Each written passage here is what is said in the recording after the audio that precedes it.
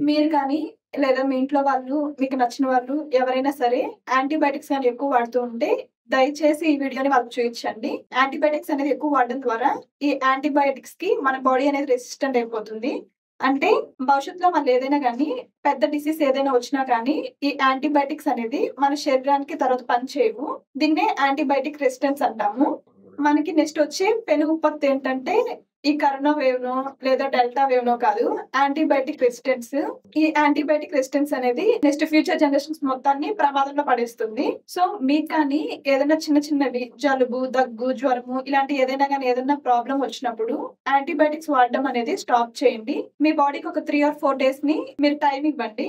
మన బాడీకి నేచురల్ గానే ఇమ్యూనిటీ అనేది ఉంటుంది. ఈ 3 ఆర్ 4 డేస్‌లో మీ బాడీ నేచురల్ ఇమ్యూనిటీ ద్వారా మీకు ఈ ప్రాబ్లమ్స్ అనేది సప్రెస్ అయిపోతుంది. అలా కాకుండా మీరు గాని యాంటీబయాటిక్స్ గాని చిన్న చిన్న ప్రాబ్లమ్స్‌కే గాని యూజ్ చేస్తూ ఉంటే బాడీ అనేది యాంటీబయాటిక్ రెసిస్టెన్స్ అయిపోతుంది. సో, మీరు కానీ ఏదైనా టాబ్లెట్ గాని యూజ్ చేస్తున్నారు అంటే వేసుకునే ముందు ఒకసారి ఆలోచించండి. ఇప్పుడు మీకు ఇది వేసుకోవడం అవసరమా అని ఆలోచించి తర్వాత తీసుకోండి. Thank you.